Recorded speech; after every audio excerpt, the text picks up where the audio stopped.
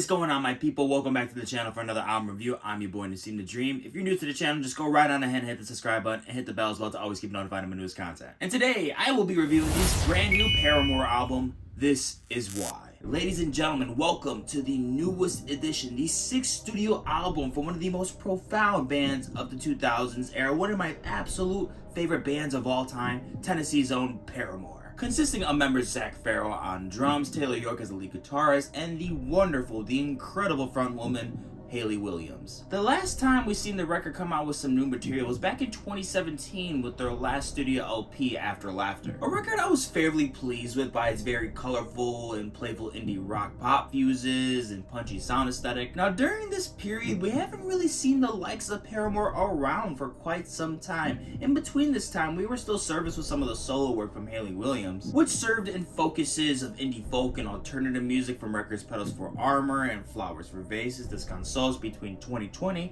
and 2021. But fast forward towards the end of 2022 begins the new cycle and chapter from the beloved band when dropping the title track, This Is Why. This song later followed with the releases The News and Comme Ça. Not only do I really enjoy these tracks that really hammer home a bit farther back into their punk roots, giving us nostalgia feels from their past records like Brand New Eyes and even some of their self-titled record. I also noticed some things about the notions from the tracks, like from This Is Why about the isolation from society, the avoidance of mainstream media due to the dishonesty while discovering the truth from the news, and Comme Ça's surrender to preventing the inevitability in life. Found these tracks to add some curiosity to the question of where will this record lead up to? Where will it be following with this grand theme? Will it dive into multiple thought processes dug out during the lockdown, or will it stay on this linear path of this narrative that follows along with this central theme? Truly wasn't sure, but now with the record was here, we know now. And I will say it very early on, sadly, this album did not really meet expectations in terms of the main focus thematically. This record does mostly serve as yet another record including numerous notions, more so with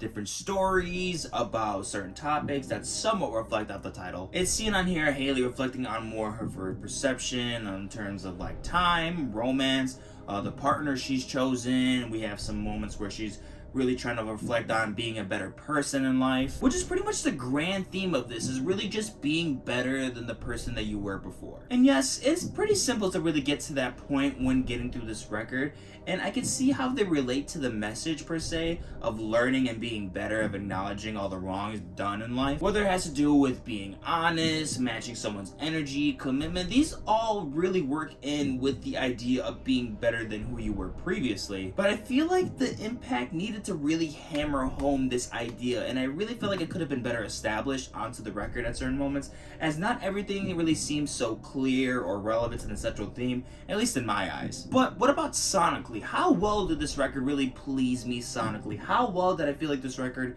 really peaked at performance for its influences back up at pop punk and even new wave? It's nearly a mixed bag per se, but it needs to be stated right now that it is not a mixed bag in terms of if you pick something now, you're gonna get a bad track. I don't think there's any bad tracks on this album. It doesn't nearly exceed too far into its flaws to be considered a bad track on nearly any point of this record. On the track Running Out of Time, it plays around with many pluck variations and pitch regions that sound very intriguing early on, but the delivery into the chorus just felt mild to me. I was baited in with the singing and the progression early on into the song and got escorted to something that I wasn't expecting and I wasn't necessarily satisfied with. The closing track, Thick Skull, including a decent landing to the record, I'd say, with some noise influences, dramatic vocalizations, and crescendos. And there might have been a couple other tracks on here that kind of had me feel a little bit but there were a good amount of tracks, including with the bunches of singles that we got, that I did quite enjoy. The 8-track Liar sheds this spotlight on Hayley for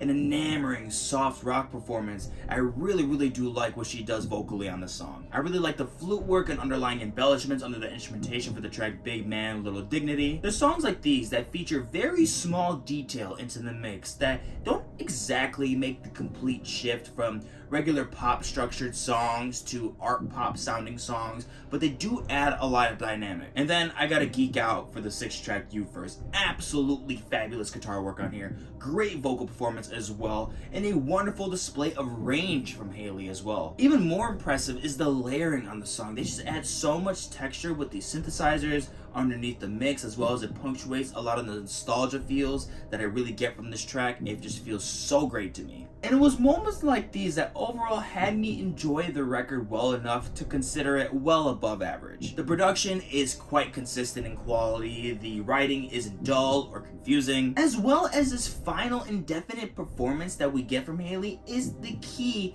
to this record's success. There is plenty, and I mean plenty of moments from here where her singing is quite exceptional. Now, I ultimately do wish that we had some better transition points into the record, more interesting song ideas, more unique structures, but I still feel the band brings in something new to the table that provides some interesting ideas, some messages, including points of the record that felt like some true old school Paramore. So with that all said, I'm gonna give Paramore's This Is Why a 71%. Guys, as always, thank you so much for watching the video. If you enjoyed, go and like, share, comment down below of what you thought of this record, and don't forget to check out the description for my separate tracklist ratings for the album, and hit up all my social media accounts so you can keep on me on the daily.